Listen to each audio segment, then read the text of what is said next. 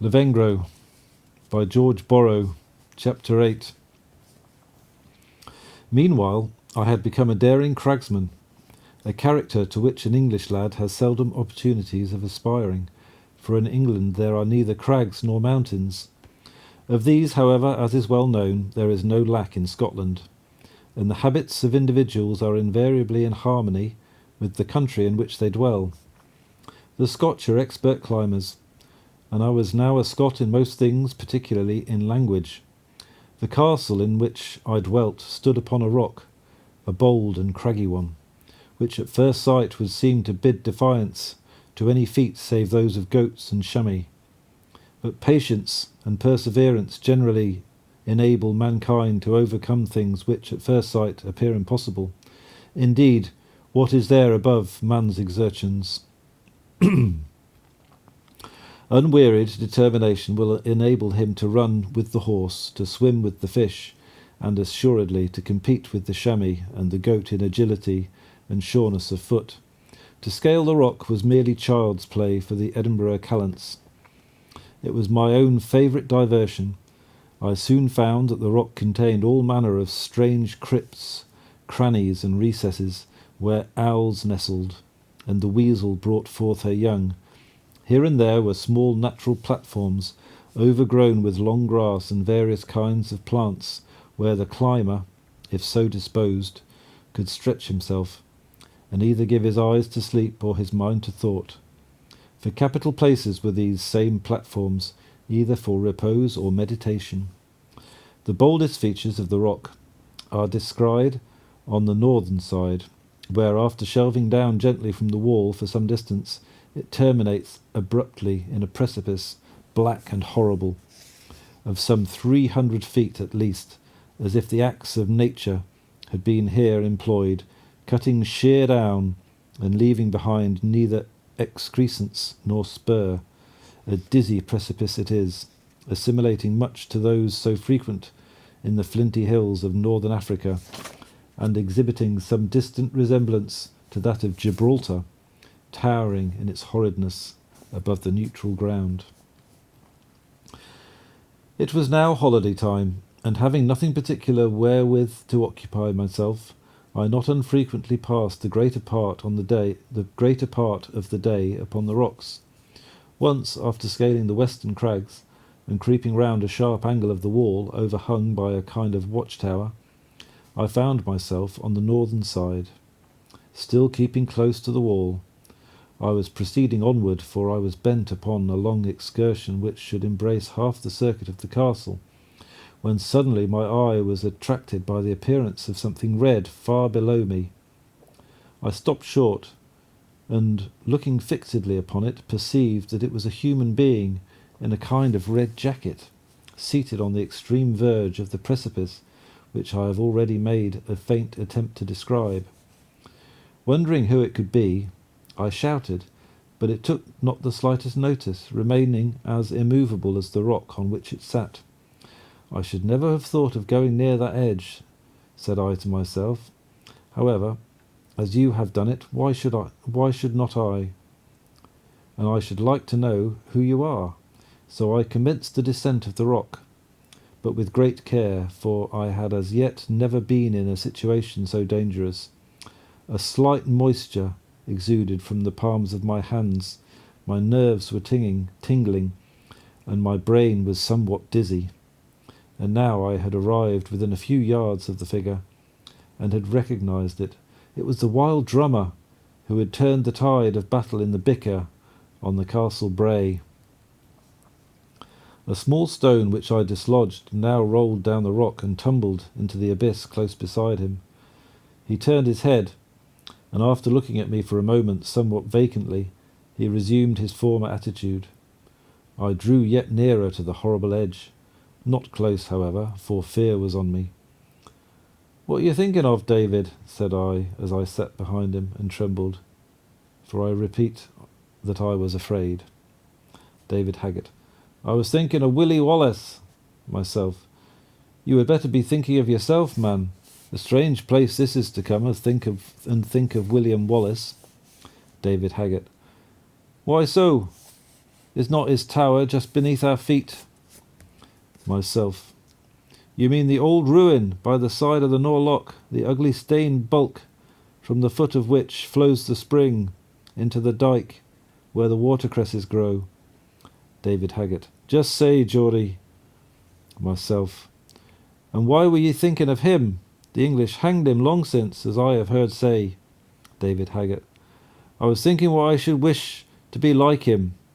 I was thinking that I should wish to be like him. Myself. Do you mean that you would wish to be hanged? David Haggett. I wouldn't have flinched from that, Geordie, if I might be a great man first. Myself. And wha kens, Davy, how great you may be, even without hanging? Are you not in the high road of preferment? Are you not a bold drummer already? Wha kens how high you may rise, perhaps to be general or drum major? David Haggett. I ha nae wish to be drum major. It were nae great things to be like the doited carl, else than good, as they call him. And troth, he has nae his name for naething. But I should have nae objection to be a general, and to fight the French and Americans, and win myself a name and a fame like Willie Wallace, and do brave deeds, such as I have been reading about in his storybook. Myself. Ye are a fool, Davy. The storybook is full of lies. Wallace, indeed, the woody rebel. I have heard my father say that the Duke of Cumberland was worth 20 of Willie Wallace. David Haggett. Ye had better say nothing again Willie Wallace, Geordie, for if ye do, dear hummy, if I dinna tumble ye doon the craig. Fine materials in that lad for a hero, you will say. Yes, indeed. For a hero, or for what he afterwards became. In other times, and under other circumstances, he might have made what is generally termed a great man, a patriot, or a conqueror. As it was, the very qualities which might then have pushed him on to fortune and renown were the cause of his ruin. The war over, he fell into evil courses, for his wild heart and ambitious spirit could not brook the sober and quiet pursuits of honest industry. Can an Arabian steed submit to be a vile drudge? Cries the fatalist. Nonsense! A man is not an irrational creature, but a reasoning being, and has something within him beyond mere brutal instinct. The greatest victory which a man can achieve is over himself, by which is meant those unruly passions which are not convenient to the time and place. David did not do this.